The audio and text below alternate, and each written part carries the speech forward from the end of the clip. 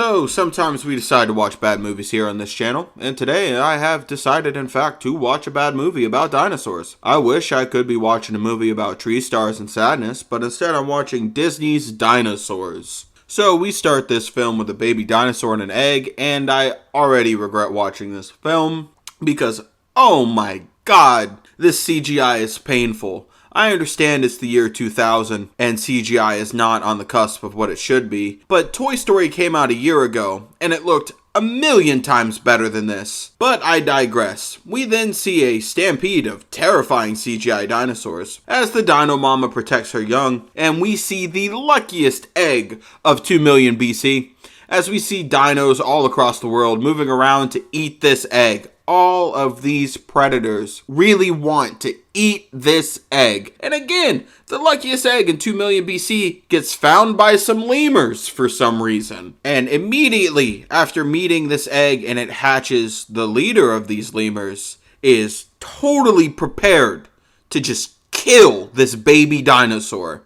And every part of me wished that he just dropped the dinosaur instead of having a heart or some sort of conscience, but no, it's too adorable, and now we have to watch this baby grow up into a full-fledged dinosaur. Hooray! As we now see the grown-up Aladar, the dinosaur, moving and playing around with these lemurs as he's way bigger than these lemurs, and it's really weird. We get to meet his strung-out, fun brother lemur who looks like he's on something that isn't appropriate for this TV show. So we're gonna go with tree stars. He's strung out on those tree stars. As we move to see that the whole lemur society is just based on being horny. So we get a good, I'd say, 3 minutes of dad lemur telling son lemurs to be smooth, and mom lemurs telling daughter lemurs not to be easy. And then they pair off together, and strung out lemur, his name is Zinni by the way, ain't getting no play. So he's sad and he wishes the death and destruction of all of his fellow lemurs, and that manifests into meteors. Meteors everywhere! The sun goes black as the destruction comes down, as Aladar tries to save his family.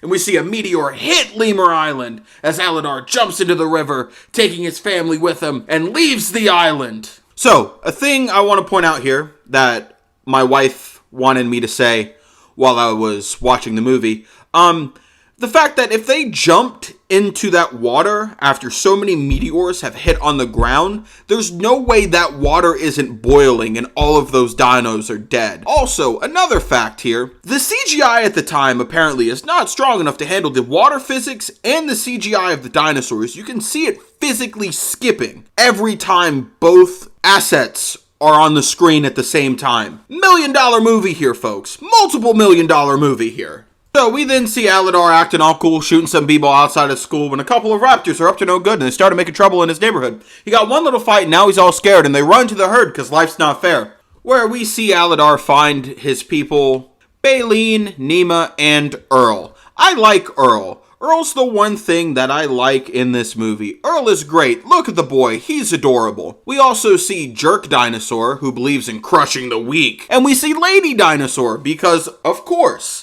And horny, strung-out lemur is all about giving the bad dating advice to the good boy Aladar because he just wants to see his homie be as horny as the lemurs know he can be. Now as they start crossing the desert, the mean dino is being merciless and not stopping or slowing down, basically leaving the old dinos and poor Earl to die, which is so mean and unnecessary for, no reason. Statistically, it's better if you have all of your herd together. So if, 2 or 3 carnivorous dinosaurs show up, it doesn't mean anything because you're going to have 200 dino bad boys just stampeding that dude. But no, we need some sort of conflict in this movie, so that's how we're getting it.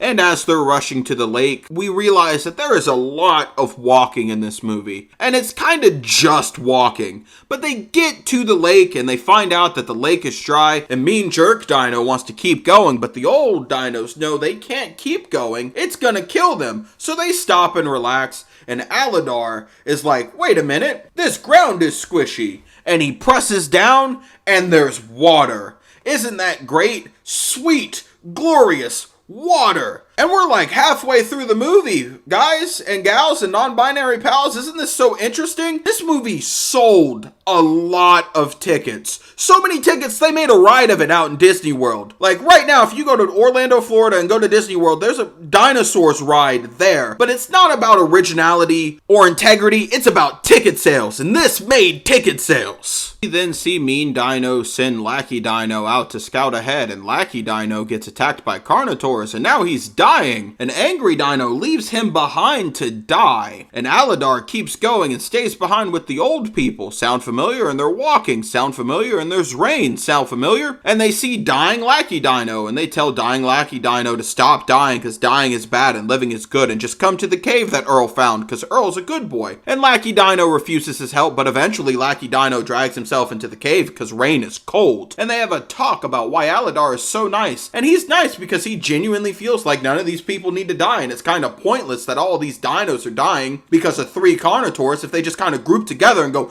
apes together strong, they could just beat up the dinosaur. And boom, surprise, Carnotaurs show up, and they have a little Carnotaur fight, and Lackey Dino sacrifices his life after having a change of heart within 5 minutes, crashing rocks onto the Carnotaurs, and now we have 1 Carnotaur down and 1 more to go. So they walk down the cave, and they're trapped by some rocks, and we see the struggle, the first struggle in this movie, as Aladar is trying to break down some rocks that are blocking their way into the promised land. Oh yeah, did I forget to mention that there's a promised land filled with water and trees and leaves, because everything that they do is always related to some sort of new destination. We then see Braylon kick down some rocks, and oh wow, they found the nesting grounds. Congratulations. And they head down and see, whoa, wow, all the other dinos haven't made it yet.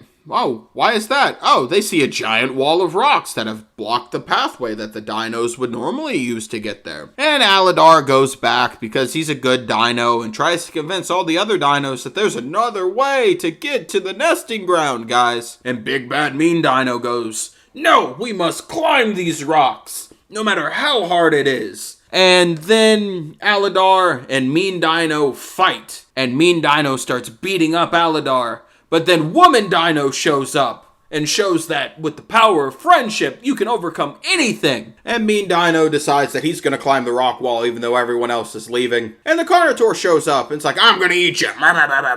And then all of the dinos learn, you know what? Apes together are strong. And they scare the Carnotaur away. But the Carnotaur sees a lone dino that doesn't have its ape friends and goes like, ooh, free meal. And he goes up and climbs the rocks and goes to attack Mean Dino. And Aladar is like, I have to go save Mean Dino, even though he's been being a jerk. And they go up, and they find that Mean Dino's already dead. And they kind of push the Carnotaur off a cliff, and it goes, ah, and then it dies. We then see that all of the other dinos after this have made it to the nesting ground, and they're here at the nesting ground, and they get to live their happy ever after. And Aladar and everyone gets to live happy lives here in the nesting ground, and we cut to about 10 years in the future, where female dino and Aladar have an egg, and the egg hatches, and everything is fine and hunky-dory, which implies that all of these dinos get to live in some secret place in the middle of nowhere. And it was at this point that I realized the true purpose of this movie. The actual reason why the animators and Disney made this movie. They were trying to reach out to us and let us know the origin of the lizard people that control every aspect of our lives. They were trying to let us know that the lizard people have evolved from these particular dinosaurs, and they've survived millions and millions of years. The lizard people are here, folks. They're coming for you. They're coming for me. Protect your kids. Protect your families. Protect everyone you know and love. Watch this movie. It gives you the answers to fight back. It gives you the secrets. It gives you the knowledge. It lets you know who is responsible for giving these dinosaurs our secrets, our weaknesses, our vulnerabilities. It's been the lemurs the entire time. We must fight back together as one collective unit to defeat the lemurs and the lizard people who want to take everything from us, take our freedoms. We must fight for our freedoms, everyone. Together, we can rise and fight back. Thank you, sweet, glorious Disney, for giving us the answers to be able to fight back. All praise our glorious mouse overlord. Praise be to them. Thank you very much. This has been Spiral Tree Entertainment. I'm Isaiah. Thank you for watching this video. If you liked it, go ahead and leave a like down below. If you want to give me a little comment, I'd appreciate that too. While you're at it, go ahead and hit that subscribe button. I need more subscribers. Don't forget to follow us on all of our other social medias in the link tree down below. And y'all have a wonderful rest of your day.